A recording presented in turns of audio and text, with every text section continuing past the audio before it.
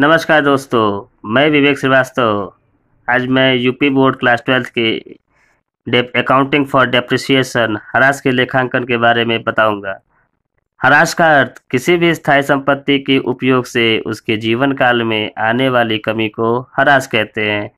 अर्थ मतलब ये कि जब कोई भी संपत्ति हम यूज करेंगे तो उसके जीवन काल में कमी आएगी और उसके मूल्य में कमी आएगी। उदाहरण, अगर मैंने एक एसी लिया, उस एसी को मैंने 1 साल यूज़ किया और यूज़ करने के बाद जब मैंने उसे बेचा तो मुझे वो मूल्य नहीं प्राप्त होगा जिस मूल्य पे मैंने उसे क्रय किया है।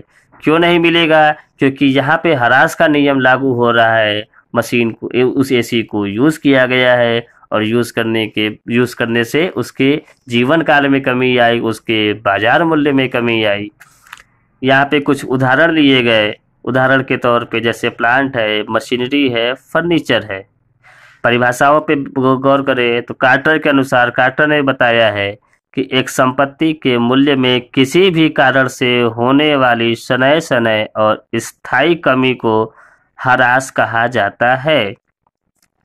उन्होंने संपत्ति के मूल्य में किसी भी कारण से होने वाली कमी को, शनय का अर्थ होता है धीरे धीरे, मूल्य में कमी आ रही है, धीरे धीरे आ रही है किसी भी कारण से। जैसे मशीन क्षतिग्रस्त हो जाए, मशीन यूज होने लगे, मशीन का उपयोग किया जाए, तो इसे कहते हैं उसके मूल्य में कमी आना, यानी ह्रास के बारे में उन्होंने बताया है। और ह्रास हमेशा स्थायी संपत्तियों पे लगाया जाता है। स्थायी संपत्तियों का क्या व्यवहार होता है कि स्थायी संपत्तियां दीर्घकालीन होती है और इनका मूल्य ज़्यादा होता है।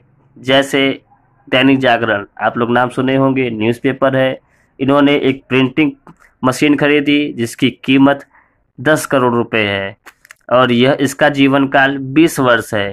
तो इसके मूल्य और इसके जीवन काल ये बता रहे हैं कि यह मशीन स्थायी संपत्ति है क्योंकि यह दीर्घकालीन है, इसका अनुमानित जीवन काल भी ज़्यादा है और इसका मूल्य भी ज़्यादा है।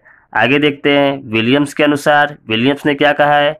ह्रास को इस प्रकार परिभाषित किया जा सकता है कि यह संपत्ति मूल्य में क्रियात्मक जीवन की क्षति का माप है जो एक निश्चित समय में किसी भी कारण से हुई हो। कि यहाँ पे उन्होंने भी यही कहा है, किसी भी कारण से हुई हो, मतलब मशीन के उपयोग करने से या मशीन के क्षतिग्रस्त हो जाने से। उन्होंने एक और बात कही, जो एक निश्चित समय में, ये लाइन देखिए, जो एक निश्चित समय में, निश्चित समय का मतलब अगर हम अकाउंटिंग पढ़ रहे हैं तो अकाउंटिंग के रूल्स के हिसाब से हमें उस कैलेंडर ईयर को या हमें उस फाइनेंशियल ईयर को यूज करना है जिसपे हम अपना अकाउंट मेंटेन करते हैं, जिसपे अपना प्रॉफिट एंड लॉस और बैलेंस शीट मेंटेन करते हैं। ह्रास के प्रकार। ह्रास निम्न प्रकार के हैं। पहला स्थायी प्रभाग पद्धति, दूसरा क्रमागत ह्रास पद्धति, तीसरा वार्षिक वित्तीय पद्धति, चौथा ह्रास कोष पद्धति और पांचवा है बीमा पॉलिसी पद्धति। सबसे पहले स्थायी प्रभाग पद्धति के बारे में जानते हैं। स्थायी प्रभाग पद्धति, इस पद्धति में ह्रास की राशि प्रति वर्ष स्थिर रहती है और संपत्ति के जीवन काल खत्म होने पे संपत्ति का मूल्य शून्य हो जाता है। मतलब स्थायी प्रभाग पद्धति में ह्रास की राशि सिर्फ किसी भी संपत्ति पे ह्रास की जो राशि होती है वो सिर्फ एक बार ज्ञात की जाती है।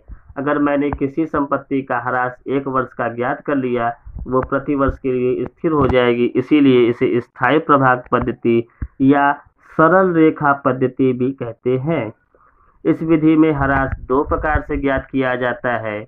पहला, ह्रास बराबर संपत्ति का मूल्य गुणे ह्रास की दर बटे 100। इस इंग्लिश में देख लीजिए, depreciation equal to assets value into rate of depreciation upon 100। इसे एग्जाम्पल के तहत समझने की कोशिश करते हैं। जैसे किसी भी संपत्ति को 1 लाख रुपए में क्रय किया और उस पर 10% की दर से ह्रास लगाया जा रहा है, तो संपत्ति का ह्रासित मूल्य क्या होगा? तो यहाँ पे यही फॉर्मूला यूज होगा। संपत्ति का मूल्य मीन्स 1 लाख रुपए गुणे ह्रास की दर 10% बटे 100 अपॉन 100। दूसरा फॉर्मूला है ह्रास इक्वल टू संपत्ति का मूल्य माइनस अवशिष्ट मूल्य बटे संपत्ति का अनुमानित जीवन काल। इंग्लिश में देख लीजिए, depreciation equal to assets value minus scrap value upon life of assets. इसको एग्जांपल के थ्रू समझते हैं। मैंने एक एसी ली, उस एसी की कीमत 40,000 रुपये, अवशिष्ट मूल्य 500 रुपये और एसी का जीवन काल 10 वर्ष। यहाँ अवशिष्ट मूल्य दिया हुआ है। अवशिष्ट मूल्य का मतलब बेकार मूल्य होता है जो ना के बराबर होता है। जैसे मैंने बताया अपने क्वेश्चन में कि 40,000 रुपये की एसी खरीदी और उसका अवशिष्ट मूल्य 500 रुपये था। इसको इसी फॉर्मूले से करेंगे और इसको कैसे करेंगे इसको हम अपने अगले वीडियो में देखेंगे।